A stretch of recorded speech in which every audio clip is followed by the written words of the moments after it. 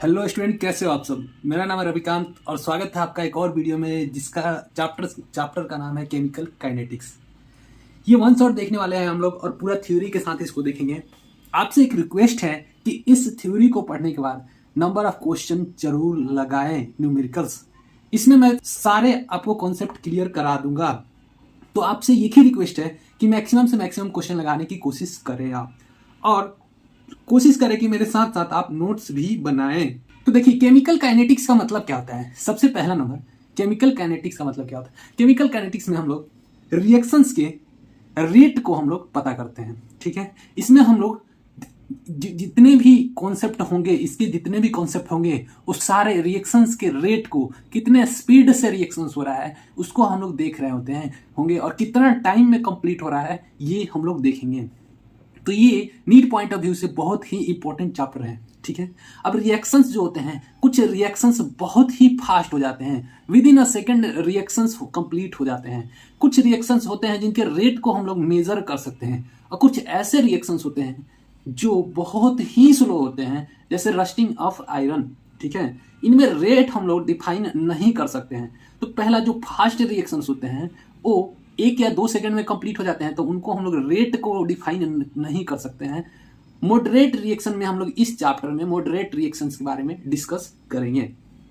एक रिएक्शन होता है बहुत स्लो, उसके रेट को हम लोग काउंट नहीं कर सकते हैं, उसमें मंथ लग सकते हैं या फिर ईयर लग सकते हैं, ठीक है। ये बेसिक सी बातें हैं, ठीक है। रेट क्या होता है, अब बात आता है कि रेट होता क्या है। Change in concentration per unit time में, ठीक है। यूनिट टाइम में कितना कंसंट्रेशन चेंज हुआ, किसी भी रिएक्टेंट का यूनिट टाइम में कितने कंसंट्रेशन चेंज हुआ, उसी को हम लोग रेट बोल रहे होते हैं। रेट टाइम के रेस्पेक्ट में हम लोग निकालते हैं। देखिए, कोई रिएक्शन है, रिएक्शन ए है और बी प्रोडक्ट है। देखिए, रिएक्टेंट ए है और बी प्रोडक्ट है। और देखिए, इनिशियल कंसंट्रेशन जो है इसका ए का पूरा है। अब जब हमने ए को रखा हुआ है, तो जब टाइम 0 है, ठीक है, टाइम 0 है, तो इसका कंसंट्रेशन कंप्लीट है, ठीक है। जब कुछ टाइम बीता, टी सेकंड जब बीत चुका है, तो हमारे पास ए नॉट, इसका कंसंट्रेशन से x1 घट चुका है, कंसंट्रेशन घट चुका है, ठीक है। तो किसी टाइम टी में ए का कंसंट्रेशन जो है ए नॉट माइनस x1 है, इनिशियल से x1 घट चुका है, तो x1 जो घटा है वो बी x1 बन चुका है, ठीक है। जितना ये घटेगा उतना ये बन चुका होगा किसी टाइम टी सेकंड में, ठीक है। अब देखिए, जब ये ए नॉट है और x2 घट चुका है, ठीक है, ए नॉट में से x2 घट चुका है, तो किसी टाइम t2 पे ए का कंसंट्रेशन यहाँ पे है और ये x2 बन चुका है, ठीक है। ए नॉट में से x2 घटा है तो x2 बन चुका है, यहाँ पे ए नॉट में से x1 घटा है तो x1 बन चुका है, ठीक है।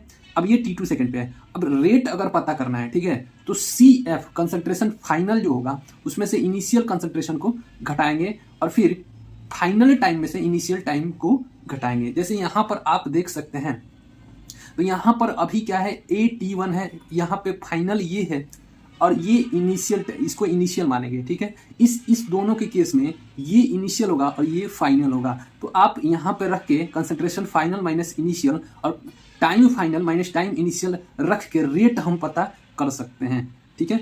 और रेट जो होता है T0 पे T है, ठीक है, T0 पे T है।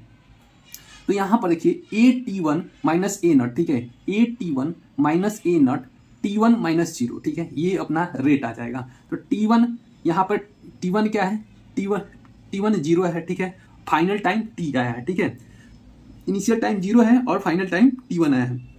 अब यहाँ पर देखिए, यहाँ पर अगर हम रेट पता करें इसका और इसका, तो ये हो जाएगा AT1 मतलब कि concentration of A at a time T minus initial concentration A naught है और बटे T1 है, ठीक है। ये अगर इसका बात करें, इसके रेट को बात करें, तो रेट ऑफ T1 से T2, T1 से लेके T2 का रेट पता करें, ठीक है। तो ये हो जाएगा AT2, ये फाइनल कंसंट्रेशन है और माइनस ये इनिशियल हो गया, और T2 माइनस T1, ये T2 और माइनस T1 करेंगे तब ये रेट हमें पता चल जाएगा, ये दोनों का बीच का रेट पता चल जाएगा। अब देखिए,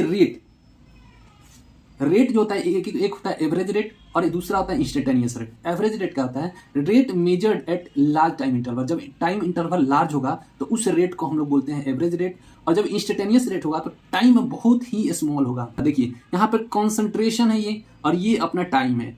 तो देखिए, कॉन्सेंट्रेशन ऑफ ए जो होगा, मतलब जो रिएक्टेंट है उसका कॉन्सेंट्रेशन कम हो रहा है, ये आप दिख रहा है, और प्रोडक्ट का कंसंट्रेशन यहाँ पे बढ़ रहा है, और दोनों जब इक्वल पैरेलल हो जाएंगे तो ये कहलाएगा, ये वाला लाइन जो हो जाएगा इक्विलिब्रियम का हो जाएगा। क्लियर है? अब देखो मैं ये बोल रहा हूँ कि ये छोटा सा यहाँ से लेके यहाँ तक का कंसंट्रेशन चेंज हुआ, किसमें? ये प्रोडक्ट में, ठीक है। यहाँ से यहाँ तक का कंसंट्रेशन चेंज हुआ, और ये टाइम जो है यहाँ से यहाँ तक लगा। ये छोटी सी कंसंट्रेशन चेंज होने में ये छोटी सी जो टाइम लगा उसी को हम लोग इंस्टेंटेनियस रेट बोलते हैं, और इसका स्लोप जो होगा ये इंस्टेंटेनियस रेट को शो करेगा।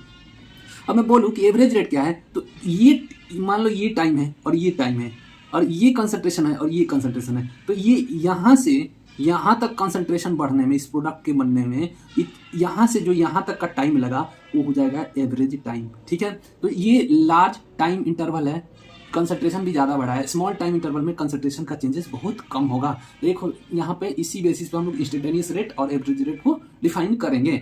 रेट ऑफ अपीयरेंस और डिसअपीयरेंस, ठीक है, रेट ऑफ अपीयरेंस या फिर डिसअपीयरेंस देख रहे हैं, या फिर इंडिविजुअल रेट भी इसको बोलते हैं। रेट का रेशियो और बैलेंस रिएक्शन के मोल का रेशियो सेम होता है। जो रेट का रेशियो होगा वो बैलेंस रिएक्शन के मोल का रेशियो का सेम होगा, दोनों इक्वल होगा। ठीक है, जैसे 2A + 3B और 5C है, तो ये बैलेंस इक्वेशन होने चाहिए। तो रेट ऑफ ए बटे रेट ऑफ बी, देखिए rate of change in concentration of a बटे rate in change of concentration of b करेंगे तो इसका रेशियो इनके कोफिशिएंट के रेशियो के बराबर आ जाएगा। मतलब इसका ये 2 हो जाएगा और इसका ये 3 हो जाएगा। यहाँ पर कुछ और होता तो NA/NB हो जाता है। ठीक है, तो ये अपना इंडिविजुअल रेट निकालने का तरीका है। अगर किसी एक का दे दे तो हम लोग सबका रेट निकाल लेंगे इजिली।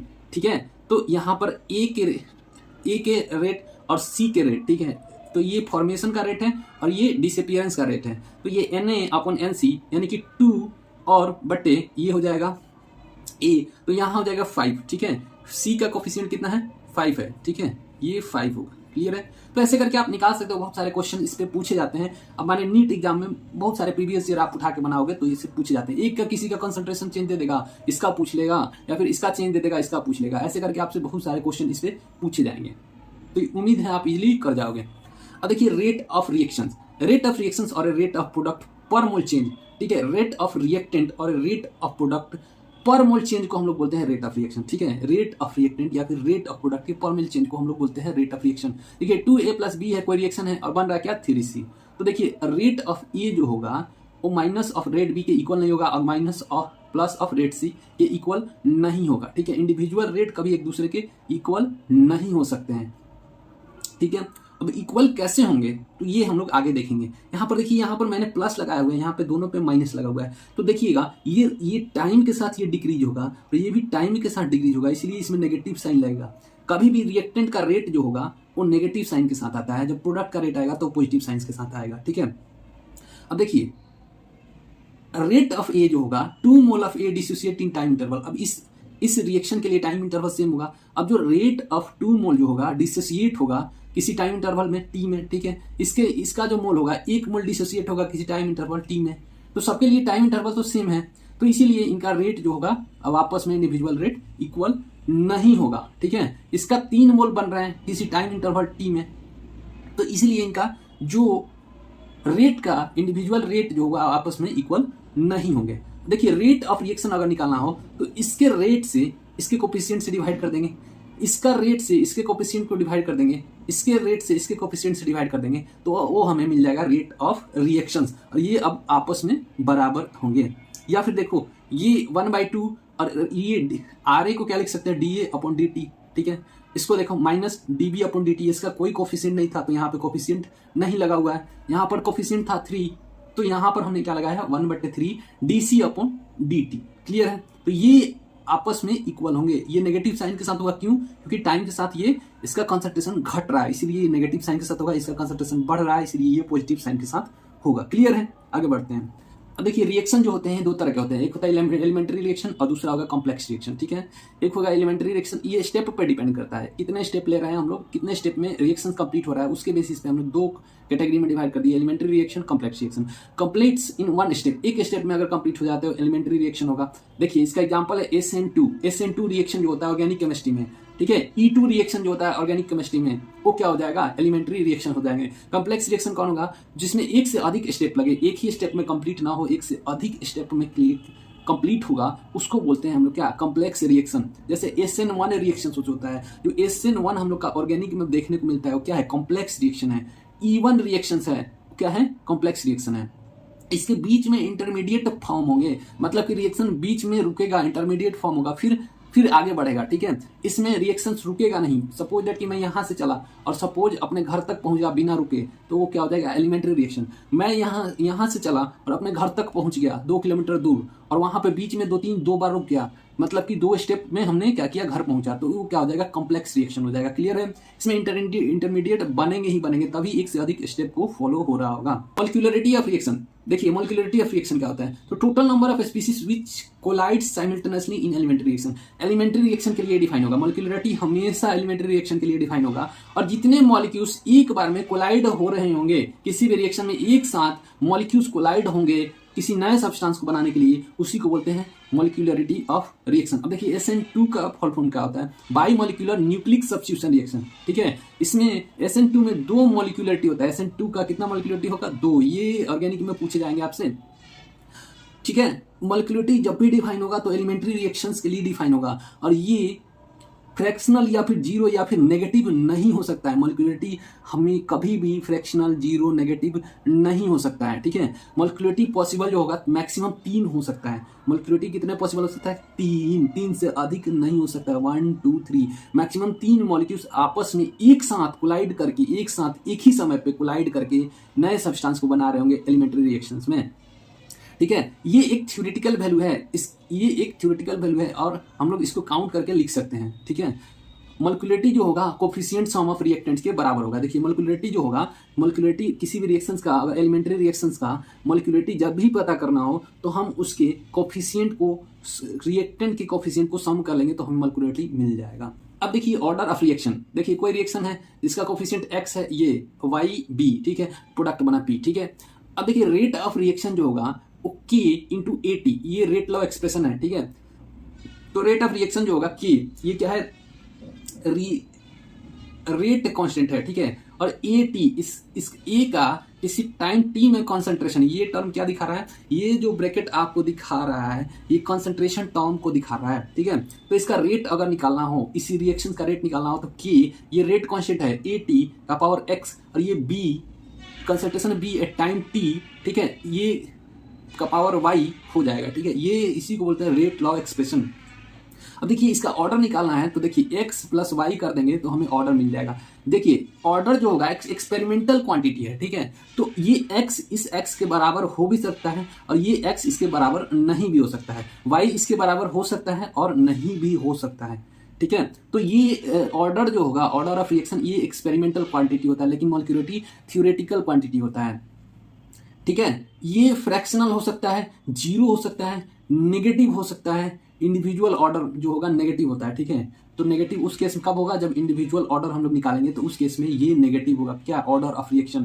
तो पॉजिटिव हो सकता है। मैक्सिमम ऑर्डर ऑफ रिएक्शन 3 हो सकते हैं, ज्यादा से ज्यादा ऑर्डर ऑफ रिएक्शन कितना होता है, 3, ठीक है।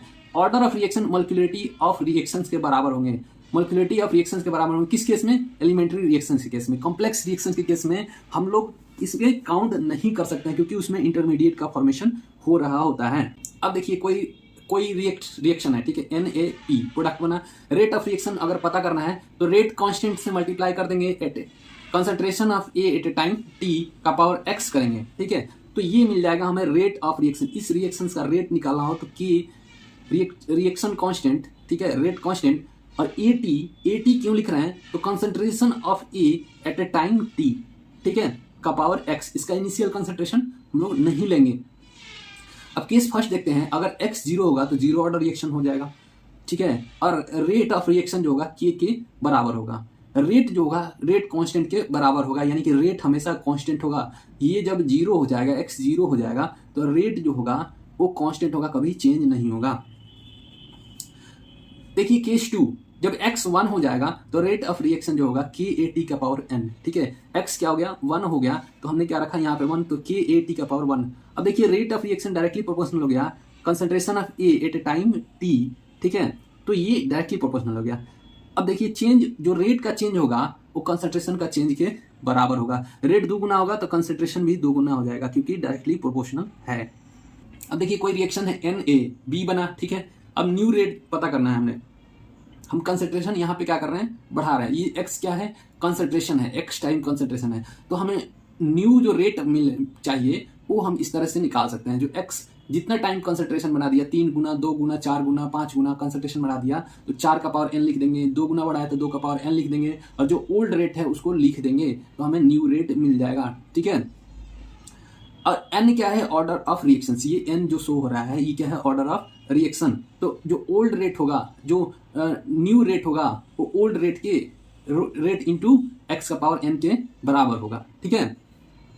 अब देखिए जब हम लोग कंसंट्रेशन को दोगुना कर रहे हैं तो n इक्वल टू 0 है, मतलब जीरो ऑर्डर रिएक्शन है। यहाँ पे जीरो ऑर्डर रिएक्शन के केस में क्या हो रहा है, x दुगुना कर रहे हैं, ठीक है। इसका कंसंट्रेशन जो होगा, रिएक्टेंट का कंसंट्रेशन दुगुना कर रहे हैं, तो रेट में कोई चेंज नहीं आ रहा है, ठीक है। जो इनिशियल रेट था वही रेट रह जा रहा है। जब x3 रख रहे हैं तो भी इसमें रेट में कोई चेंज नहीं आ रहा है। क्यों? क्योंकि जो जीरो ऑर्डर रिएक्शंस होते हैं वो कंसंट्रेशन पे डिपेंड नहीं करते हैं, ठीक है। जब x हाफ कर दिए हैं, हम लोग कंसंट्रेशन आधा कर दिए हैं, तो जो न्यू रेट होगा वो ओल्ड रेट के बराबर होगा, रेट चेंज नहीं होगा। देखो इसमें न्यू रेट पुराने रेट के बराबर है, न्यू रेट पुराने रेट के बराबर है। कब? जब कंसंट्रेशन हम चेंज कर रहे हैं। कंसंट्रेशन कितना भी चेंज करें हम लोग, कितना भी चेंज करें जीरो ऑर्डर में, कोई चेंज जाएगा नहीं, कोई नहीं चेंज जाएगा किसमें, न्यू रेट में, ठीक है। जब हम लोग n1 रखें तो देखो यहाँ पे n इक्वल टू 1, ठीक है। n क्या है, 1 है, और हम लोग x के बदले क्या रख रहे हैं, 2।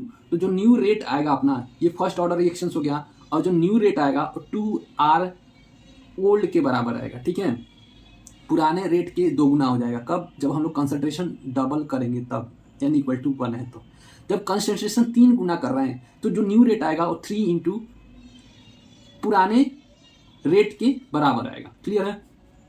जब कंसंट्रेशन हाफ कर रहे हैं तो जब नया रेट आएगा वो r0 बटे 2 के बराबर आ जाएगा, ओल्ड रेट बटे 2, मतलब कि जो रेट पुराना था उसके आधा हो जाएगा, क्लियर है। अब देखिए जब सेकेंड ऑर्डर में घुसते हैं, n इक्वल टू 2 रख देते हैं यहाँ पे, तो जो न्यू रेट आएगा वो यहाँ पर 2 गुना 2 का स्क्वायर हो जाएगा। n इक्वल टू हम लोग यहाँ पे 2 रखे हुए हैं और x इक्वल टू 2 रखे हुए हैं, तो 2 का स्क्वायर आ जाएगा, यानी कि न्यू रेट आएगा वो 4r ओल्ड के बराबर आ जाएगा, मतलब ओल्ड रेट के बराबर आ जाएगा। यहाँ पर देखिए n इक्वल टू हमने क्या रखा, n इक्वल टू पहले से ही 2 है, और x इक्वल टू 3 रखा, मतलब कंसंट्रेशन 3 गुना बढ़ा दिया, तो जो नया रेट आएगा वो 3 के स्क्वायर ओल्ड रेट के बराबर आएगा। अगर हमने कंसंट्रेशन को आधा कर दिया तो जो नया रेट आएगा वो r0 बटे 2 का स्क्वायर के बराबर आएगा, ठीक है। अब देखो यहाँ पे हमने n को 3 रख लिया, n को क्या किया, 3 रख लिया, तो नया रेट आएगा वो 2 के क्यूब r0 के बराबर आएगा, ठीक है। जो नया रेट वो पुराने रेट के 2 का क्यूब गुना हो जाएगा, ठीक है। अब हमने 3 गुना कर दिया, कंसंट्रेशन क्या किया, 3 टाइम कर दिया, तो 3 का पावर क्यूब ओल्ड रेट के इंटू ओल्ड रेट के बराबर आएगा, न्यू रेट। अब हमने कंसंट्रेशन आधा कर दिया, तो उस केस में r0 बाई 2 का पावर 3 के बराबर आएगा, क्लियर है। अब देखिए जब हमने n का पावर -1 रखा तो हमने क्या किया, कंसंट्रेशन अब डबल कर दिया, और जो हमारा ऑर्डर ऑफ रिएक्शन है वो -1 है, ठीक है। तो न्यू रेट जो होगा r0 बाई 2 के बराबर होगा। जब हमने कंसंट्रेशन 3 गुना कर दिया तो न्यू रेट जो होगा r0 बाई 3 के बराबर होगा। जब हमने कंसंट्रेशन आधा कर दिया तो न्यू रेट जो होगा पुराने रेट से दुगना हो जाएगा। इस पे नंबर ऑफ क्वेश्चंस आपसे बहुत ज़्यादा पूछे जाएंगे, तो इसके लिए तैयार रहिएगा। ये टेबल हमारे लिए डायरेक्ट क्वेश्चन, हम लोग क्वेश्चन को सॉल्व कर सकते हैं इस टेबल की मदद से, कोई कैलकुलेशन नहीं होगा। अब देखते हैं जीरो ऑर्डर रिएक्शन। तो देखिए कोई रिएक्शन है A और ये B बन रहा है, तो देखिए -dA/dt, इसका रेट निकाल रहा है -dA/dt, ठीक है। नेगेटिव लगा रहा है क्योंकि ये रिएक्टेंट है, तो ये हमारा जो रेट आ रहा है KAT का पावर 0। अब ये जीरो ऑर्डर है तो यहाँ पे 0 आएगा, और इसका जो रेट होगा वो कांस्टेंट के बराबर होगा, ठीक है। Rate equal to constant. अब देखिए रेट जो होगा जीरो ऑर्डर का कभी कांस्टेंट रहेगा, कभी चेंज नहीं होगा, कितना भी कंसंट्रेशन हम लोग चेंज कर लें, क्लियर है। इसका के निकालना होगा तो हम लोग क्या करेंगे, जो इनिशियल कंसंट्रेशन है और माइनस करेंगे concentration at a time t, और जितना टाइम लगा होगा उससे डिवाइड कर देंगे, तो हमें क्या मिल जाएगा, इनिशियल हमारा जो कांस्टेंट का होगा वो कांस्टेंट का वैल्यू आ जाएगा, ठीक है। अब इसका कांस्टेंट का वैल्यू जो होगा कि x/t, कितने प्रोडक्ट बने हैं किसी टाइम में कितने प्रोडक्ट बने हैं उसके टाइम से अगर डिवाइड कर देते हैं तो हमें रेट कांस्टेंट मिल जाएगा जीरो ऑर्डर रिएक्शंस के, ठीक है। अब देखिए concentration eight a time T अगर निकालना होगा, किसी टाइम टी के बाद कितना कॉन्सेंट्रेशन ए का है, मतलब रिएक्टेंट का कितना कॉन्सेंट्रेशन है जीरो ऑर्डर रिएक्शन में, वो हो जाएगा इनिशियल कॉन्सेंट्रेशन जब टाइम जीरो है उसमें से हम लोग माइनस कर लेंगे रेट कांस्टेंट इनटू टी से, तो हमें क्या मिल जाएगा, concentration eight a time T. Clear है। तो ये दो इंपॉर्टेंट फॉर्मूले हैं हमारे लिए, इस पे क्वेश्चंस हमारे जीरो ऑर्डर में आते हैं। अब एक होता है हाफ लाइफ ऑफ रिएक्शन, ठीक है, तो इसको डिनोट करते हैं टी हाफ, ठीक है। तो जीरो ऑर्डर का टी हाफ क्या होगा, ए नॉट बटे 2 के हो जाएगा, ठीक है। Initial concentration time at a time zero पे जितना कॉन्सेंट्रेशन होगा उसको हम लोग 2 इंटू रेट कांस्टेंट से डिवाइड कर देंगे, 2 इंटू रेट कांस्टेंट से डिवाइड कर देंगे, तब हमें हाफ लाइफ मिलेगा, यानी कि आधा रिएक्शन कंप्लीट होने में कितना समय लगेगा वो मिल जाएगा। अब देखिए इसका टी हाफ जो है वो डायरेक्टली प्रोपोर्शनल है इनिशियल कॉन्सेंट्रेशन पे, जितना इनिशियल कॉन्सेंट्रेशन होगा उतना ही इसका आधा टाइम लगेगा, आधा टाइम जितना कंसंट्रेशन बढ़ेगा उतना ही इसका आधा टाइम हाफ लाइफ जो होगा इस रिएक्शंस का बढ़ता जाएगा। जो टोटल टाइम लगता है कंप्लीट होने में जीरो ऑर्डर रिएक्शंस का वो होता है 2 half life, 2 into half life of reaction. Total time कितना लगेगा, 2 into half life of reaction, ठीक है। इसका यूनिट पे थोड़ा ध्यान देना, इसका यूनिट लिखोगे इक्वली इसका रिएक्शन कांस्टेंट का, तो ये हो जाएगा मोल पर लीटर पर सेकेंड, ठीक है। इसका यूनिट क्या हो जाएगा, के रेट कांस्टेंट का यूनिट क्या हो जाएगा, मोल पर लीटर पर सेकेंड। क्लियर है। अब इसका ग्राफ देखते हैं, तो देखिए ए टी है इधर concentration at a time T, और ये टाइम टी है, ठीक है, इधर क्या बढ़ रहा है टाइम टी। तो ये धीरे धीरे टाइम के साथ इसका कंसंट्रेशन नीचे की तरफ घटेगा, ठीक है। यहां देखिए रेट जो होगा टाइम के साथ कांस्टेंट होगा, रेट पे टाइम के साथ कोई असर नहीं होने वाला, रेट हमेशा कांस्टेंट होगा, ठीक है। यहां देखिए हाफ लाइफ जो होगा इनिशियल कंसंट्रेशन से हाफ लाइफ डायरेक्टली प्रोपोर्शनल होता है, जैसे जैसे टाइम बढ़ेगा वैसे वैसे हाफ इसका कंसंट्रेशन जो होगा वो हाफ लाइफ बढ़ता जाएगा, हाफ लाइफ बढ़ता जाएगा जैसे जैसे इनिशियल कंसंट्रेशन हम लोग बढ़ाते जाएंगे। अब देखिए A T concentration at a time T और रेट का क्या रिलेशन होता है, किसमें, जीरो ऑर्डर रिएक्शन में। तो रेट का जो ऑर्डर होगा कांस्टेंट होगा, किसी भी ये कंसंट्रेशन पर डिपेंड नहीं करता है जीरो ऑर्डर रिएक्शन का रेट। क्लियर है। अब देखिए फर्स्ट ऑर्डर रिएक्शन, देखिए ए है और बी बना है, ए रिएक्टेंट है प्रोडक्ट बी बना है, माइनस डी ए बटे डी टी कर रहे हैं, तो ये आ रहा है के ए टी का पावर -1, ठीक है। तो ये कंसंट्रेशन है, तो ये जब 1 है तो फर्स्ट ऑर्डर रिएक्शन हो गया, और फर्स्ट ऑर्डर रिएक्शन हुआ तो यहां पर इसका रेट कांस्टेंट कैसे निकालेंगे, ये कैसे निकालेंगे, तो ये हो जाएगा half T L N A naught बटे ए टी, इनिशियल कंसंट्रेशन बटे concentration at a time T. L N क्या है, लॉग के फॉर्म में आ जाता है, इसका जो कांस्टेंट होता है वो अब लॉग इसमें आ जाता है, ठीक है। तो जब इसको एल एन को चेंज करते हैं हम लोग, तो हम बेसिक वाले वीडियो में देखे थे कि 2.3032 into log A not by A T कर देते हैं, तो एल एन हट जाता है, नेचुरल लॉग आ जाता है, ठीक है। ये क्या हो गया अपना, ये एक्सप्रेशन आ चुका है अब लॉग के फॉर्म में, अब लॉग के फॉर्म में आ चुका है। अब concentration at a time T, अब ये कितनी, ये वाला निकालना है, ये वैल्यू हमें निकालना है, तो ये क्या हो जाएगा, ए नॉट इनिशियल कंसंट्रेशन इंटू ई का पावर माइनस के टी हो जाएगा, और एक्स निकालना है कितना ये बना है इसी टाइम पे कितना बी का कंसंट्रेशन बना है, तो वो हो जाएगा ए नॉट ब्रैकेट में 1 माइनस ई का power minus k T. Clear है। अब ये थोड़ा सा आपको टफ लग रहा होगा देखने में, लेकिन ये टफ नहीं है, जब आप क्वेश्चन को सॉल्व कीजिएगा तो ये इजी हो जाएगा इसमें, ठीक है। Concentration of reactant at a time t a nought initial concentration e का पावर माइनस के टी हो जाएगा, और concentration of product at a time t जो हो जाएगा ए नॉट ब्रैकेट में 1 माइनस ई का पावर माइनस के टी हो जाएगा। इसको थोड़ा सा ध्यान रखिएगा, फर्स्ट ऑर्डर रिएक्शन में मैक्सिमम क्वेश्चन इसी पे सॉल्व हो जाएंगे आपसे। देखिए केस 1 एक है, ठीक है, यहाँ पर ए और बी बना है, तो ए क्या है, 0 है, यहाँ पे टी इक्वल टू 0 में किसी टाइम t1 में कंसंट्रेशन ऑफ ए क्या हुआ है, ए नॉट माइनस x1 हो गया, तो ये x1 बना है, इसका कंसंट्रेशन बी का x1 है। अब यहाँ पे किसी टाइम t में ए का कंसंट्रेशन जो है, किसी टाइम t2 में इस ए का कंसंट्रेशन जो बचा हुआ कंसंट्रेशन है वो ए नॉट माइनस x2 है, ठीक है, और ये क्या बन चुका है, x2 बन चुका है। अब इसमें टाइम कितना लगा है, t2 सेकेंड, इसमें टाइम कितना लगा है, t1 सेकेंड। तो इसके लिए k जो जब निकालेंगे तो k हो जाएगा 2.3032 बटे t और माइनस 0 करेंगे, और लॉग ए नॉट बटे A T one, A not ये वाला लिए हैं और ए टी वन ये वाला लिए हैं, ठीक है। इसके लिए अगर कंसंट्रेशन निकालें तो k बराबर 2.3032 T2 ये T2 है और माइनस T1 करेंगे। फिर क्या करेंगे हम लोग, लॉग A T1/A T2 कर देंगे, A T1/A T2 कर देंगे, तो ये हमें रेट कांस्टेंट मिल जाएगा। अब केस सेकंड देखते हैं, T हाफ बराबर होता है, अब इसके हाफ लाइफ ऑफ रिएक्शन निकालते हैं, किसका, सेकंड और फर्स्ट ऑर्डर का हाफ लाइफ ऑफ रिएक्शन निकालते हैं। तो हाफ लाइफ ऑफ रिएक्शन हो जाएगा 0.6932/K, ठीक है। इसका जो हाफ लाइफ है, जो फर्स्ट ऑर्डर रिएक्शन है उसके हाफ लाइफ जो होता है कंसंट्रेशन पे डिपेंड नहीं करता है, रिएक्टेंट के कंसंट्रेशन पे डिपेंड नहीं करता है। तो ये अपना आएगा 2.3032 log 2/K। इसका टी हाफ जो होगा या तो ये आएगा या ये आएगा, log 2 का वैल्यू रख देंगे तो आप इतना मिलेगा आपको, ठीक है। टी हाफ जो होगा वो कंसंट्रेशन ऑफ रिएक्टेंट से इंडिपेंडेंट होता है, कोई डिपेंड नहीं होता है। लेकिन T0 मतलब कि जो अपना जीरो ऑर्डर रिएक्शन था उसका टी हाफ डायरेक्टली प्रोपोर्शनल था इनिशियल कंसंट्रेशन ऑफ रिएक्टेंट, लेकिन उसका रेट जो था कंसंट्रेशन पर डिपेंडेंट नहीं था। इसका हाफ लाइफ जो है वो रिएक्टेंट के कंसंट्रेशन पर डिपेंड नहीं कर रहा है। अब देखते हैं केस 3, ए से बी बन रहा है, T1 सेकंड लगा है, ठीक है। ए से बी बनने में T1 सेकंड में X% रिएक्शन कंप्लीट हुआ है, मतलब कि इसका ए का X% खत्म हो गया है और बी का X% बन चुका है।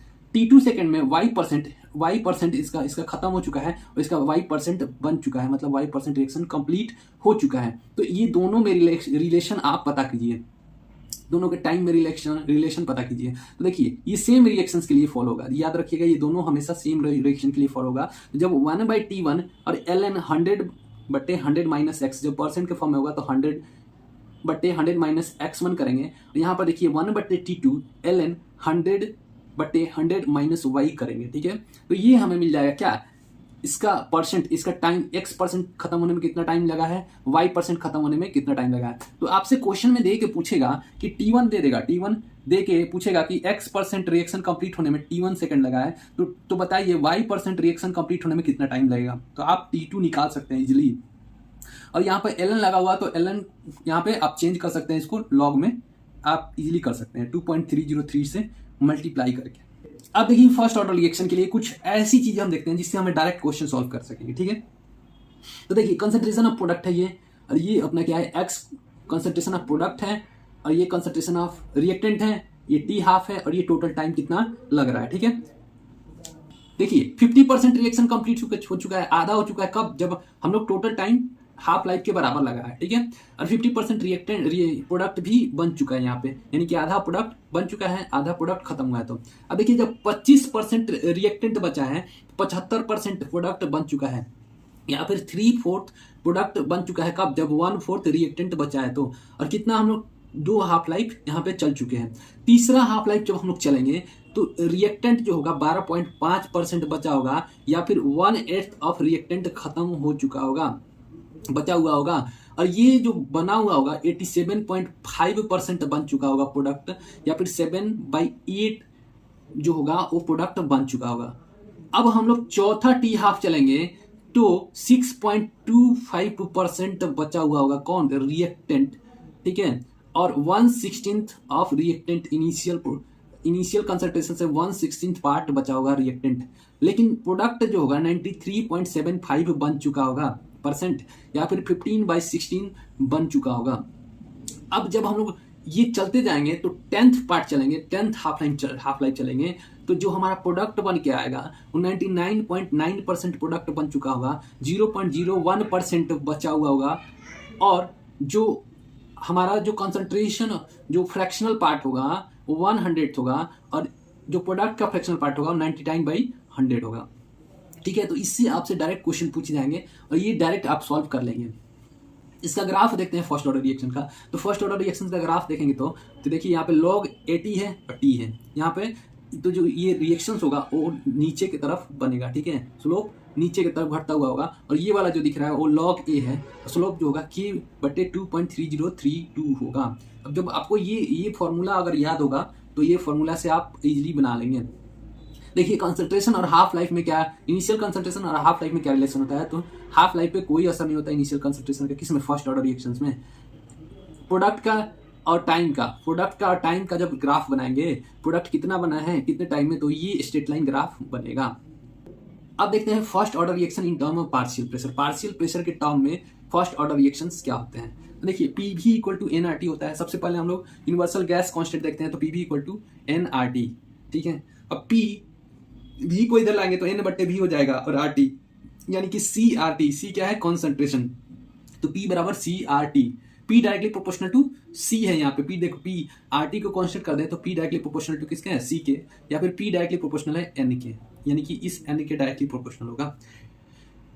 तो अगर देखा जाए तो हम लोग कंसंट्रेशन को प्रेशर से रिप्लेस कर सकते हैं। जो फर्स्ट ऑर्डर के जितने भी कंसंट्रेशन टर्म आए हैं हमारे फॉर्मूले में, उसमें हम लोग प्रेशर को कंसंट्रेशन से रिप्लेस कर सकते हैं। देखिए कोई रिएक्शन है ए, ठीक है, गैस है। अब देखिए प्रेशर के टर्म में जब डिफाइन हो रहा है तो गैस होगा, ठीक है। रिएक्टेंट और प्रोडक्ट दोनों गैसियस फेज में होनी चाहिए। देखिए पी नोट जो है ए नोट है, ए नोट के बराबर है।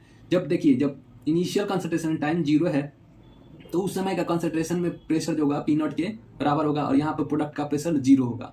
अब देखिए हमने क्या किया, प्रोडक्ट बनाना शुरू किया, ठीक है। तो यहाँ पर देखिए P T at a time T, pressure at a time T 0 होगा, इनिशियल प्रेशर माइनस P1, ठीक है।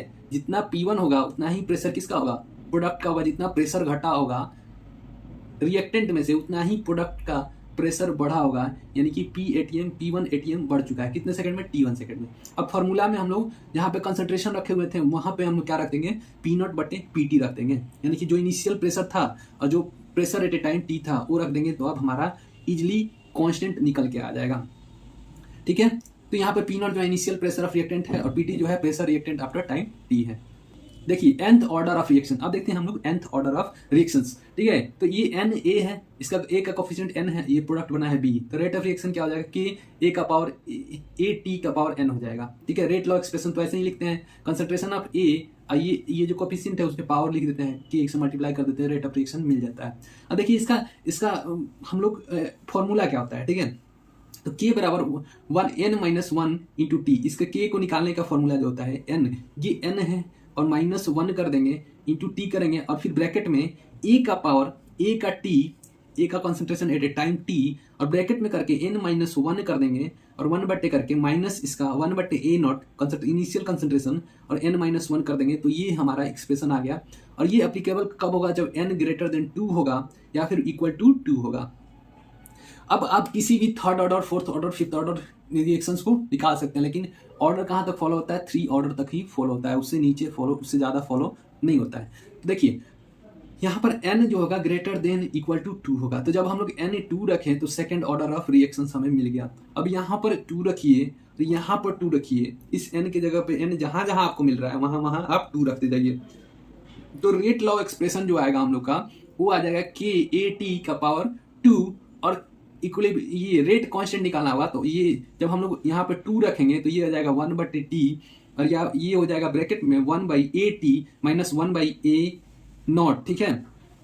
अब देखिए हाफ लाइफ जब निकालना होगा कब? जब n इक्वल टू 2 या फिर ग्रेटर देन 2 होगा, तो उसका हाफ लाइफ निकालने का क्या प्रोसेस था? 1 बटे n-1 इंटू के, ठीक है, और इंटू 2 का पावर n-1 बटे a नॉट n-1 होगा। अब यहाँ पर क्या कीजिए, आप यहाँ पर n का वैल्यू 2 रखिए। हम लोग सेकंड ऑर्डर पढ़ रहे हैं तो n का वैल्यू यहाँ पे जब हम लोग 2 रखेंगे तो n का वैल्यू 2 रखते ही हमारा जो हाफ लाइफ ऑफ रिएक्शन आएगा वो हो जाएगा 1 बटे k 1 बटे a नॉट के बराबर आ जाएगा। आप रख के देख सकते हो, तो ये 1 बटे a नॉट आ जाएगा। तो यहाँ पर देखिए ये इक्वल होगा 1 बटे k इंटू ए नॉट। तो half life of second order reaction जो होता है 1 बटे के इंटू ए नॉट के बराबर होगा, यानी कि इनिशियल कॉन्सेंट्रेशन ऑफ रिएक्टेंट है ये। अब देखिए यहाँ पर टी हाफ जो होगा डायरेक्टली प्रोपोर्शनल होगा ए नॉट 1 माइनस एन के। यहाँ पर अगर 2 रखते हैं तो -1 आएगा, यानी कि ए नॉट इनवर्सली प्रोपोर्शनल हो जाएगा। Half life of second order reactions is inversely proportional to initial concentration of reactant. अगर इनिशियल कंसेंट्रेशन ऑफ रिएक्टेंट बढ़ाएंगे तो half life second order reactions का घटता हुआ दिखेगा। अब इसका ग्राफ देखते हैं, तो देखिए ग्राफ क्या होता है, ए यहाँ पर 1 बटे ए टी है और यहाँ पर टी है, तो देखिए ये अपना क्या होगा, स्लोप बनेगा क्या के, और ये घटता हुआ दिखेगा आपको, और कुछ कांस्टेंट आपको ये दिखेगा। देखिए टी हाफ और 1 बटे ए नॉट के बीच हम लोग जब रिलेशन देखेंगे तो ये स्ट्रेट लाइन होगा, ठीक है। यहाँ पे 1 बटे ए नॉट लिखा हुआ है देखिएगा, और जो स्लोप होगा 1 बटे के के बराबर होगा, यानी कि 1 बटे रेट कांस्टेंट के बराबर होगा। तो बस इस वीडियो में इतना ही। अगले वीडियो में हम लोग एक्टिवेशन एनर्जी को देखेंगे। इस वीडियो ज़्यादा वीडियो लंबा नहीं करते हैं, सेकंड पार्ट में हम लोग एक्टिवेशन एनर्जी को देखेंगे और टेम्परेचर कोफिशिएंट को। तो अगर आपको वीडियो पसंद आया हो तो वीडियो को लाइक करें, चैनल को सब्सक्राइब जरूर करें, बेल आइकन दबा लें ताकि आपको अपडेट मिले और मैं ऐसे ही वीडियो लाता रहूँगा इस चैनल पे। धन्यवाद।